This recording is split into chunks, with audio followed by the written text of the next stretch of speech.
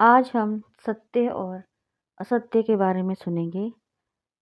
सत्य के अन्वेषण में सबसे प्रथम बात ये सोचनी चाहिए कि जो कुछ मनुष्य कर सकता है, उससे परे कोई सृष्टि है या नहीं।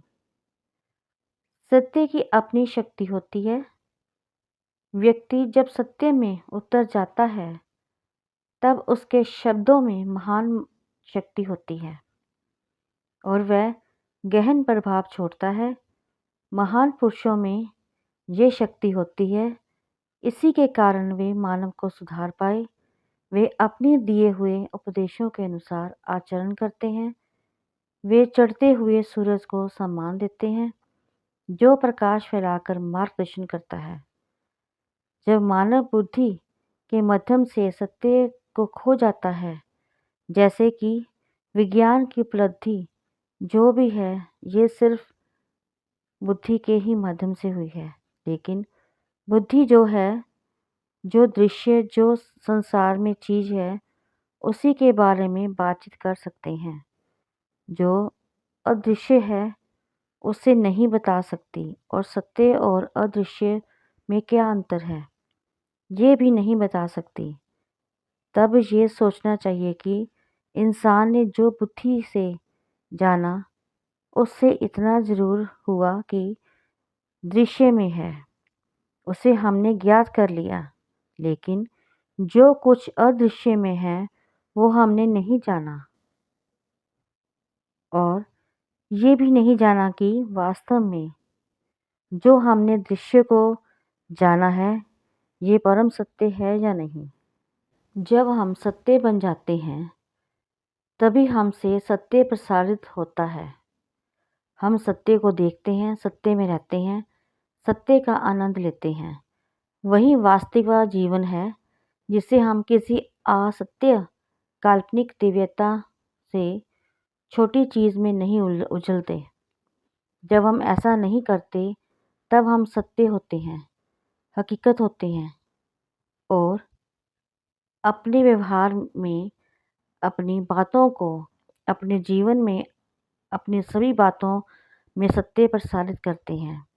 सत्य पर खड़े व्यक्ति से सारा असत्य, गलत एवं विध्वंसक चीज़ें स्वतः ही दूर भाग जाती हैं। सत्य निष्ठा ही सत्य को समझने का एक मात्र मार्ग है। कोई पुस्तक, कोई बंधन, कोई त्याग, कुछ अन्य हमको विवश नहीं कर सकता। केवल हमें अपने अंतस्थित आत्मा को जाने की सत्य निष्ठा ही हम इस कार्य को कर सकती है।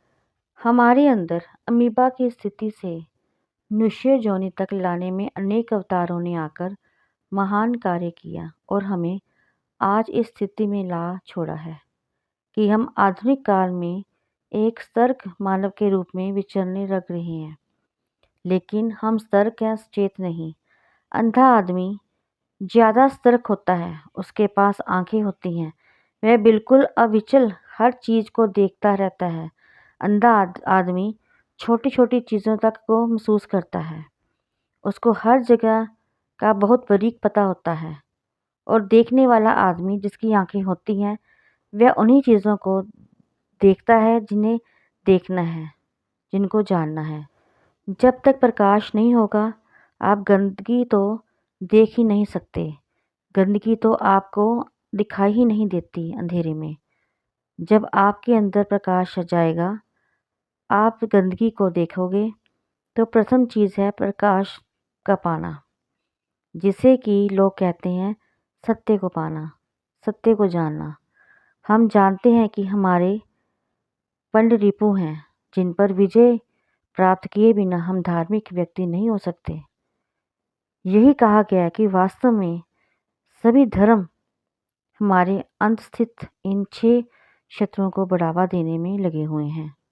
ये बात जब आप स्पष्ट देख लेते हैं, तो वास्तव में गंभीरतापूर्वक सत्य को खोजने लगते हैं। पूर्ण सत्य का प्रकटीकरण केवल आपकी उत्क्रांति तथा आप में हुए मौलिक परिवर्तनों द्वारा ही हो सकता है। व्यक्ति को अंतरावलोकन करके स्वयं देखना चाहिए कि तर्क संगति क्या है। जब आप सभी उल्टे सीधे कार्य करने में अपने को न्यायोचित ठहराने लगते हैं तो किस प्रकार आप उन्नत हो सकते हो। अतः अनंतर शुद्धिकरण तो केवल तभी संभव है जब आप अत्यंत स्पष्ट रूप से देखें। आप यदि देख नहीं सकते तो किस प्रकार से आप शुद्ध हो सकते हो। जब आप सत्य को देखने लगते हैं और इससे तुलना करने लगते हैं तब स्वयं का शुद्धिकरण कर सकते हैं, परंतु एकाकारिता सत्य से होनी चाहिए। इस प्रकार यदि आप स्वयं से एक रूप होंगे तभी कमियों से मुक्ति पा सकते हैं। ईश्वर का स्पर्श पा लेने के बाद आप किसी चीज़ का विश्लेषण या उस पर संदेह कैसे कर सकते हैं। वे सर्वशक्तिमान परमात्मा है, सब जानते हैं, सब कुछ करते हैं, सब चीज़ का आनंद लेते हैं। वही वास्तविकता और सच्चा ज्ञान है जिसने प्रेम की सर्वव्यापक शक्ति को महसूस किया है, जिसे सत्य का ज्ञान प्राप्त हो गया है, जो परमात्मा से एक रूप हो गया है। ऐसे व्यक्ति को किस प्रकार कोई समस्या हो सकती है। सत्य की अभिव्यक्ति करते हुए प्रकाश सम हो जाता है। प्रकाश शक्तिपूर्वक स्वयं को प्रकट करता है। वह केवल अपनी शक्ति को ही प्रकट नहीं करता, अन्य लोगों को दर्शाता भी है कि ये चमकता है। प्रकाश दर्शाता है कि मैं प्रकाश हूँ तथा आप मेरी रोशनी में चलो। यदि आप ऐसा करने का प्रयत्न नहीं करते तो मैं तुम्हें जला दूंगा। उनमें वह तेज सिवता है, वह तेज है। प्रकाश का वह तीखापन है। प्रकाश की तेज सिवता व तीखापन सत्य का प्रमाण है। सद्भावना का मतलब है कि सत्य के प्रति भावना होना। सत्य से हम जो अपने पारिवारिक संबंध है उनको बहुत खूबी से समझ लेते हैं।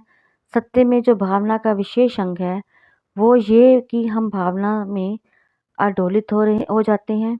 सत्य जो है वही है, उससे इस धारणा वृद्ध नहीं कर सकते, अयोजित नहीं कर सकते तथा अपने उद्देश्य साधन के लिए इसका उपयोग नहीं कर सकते।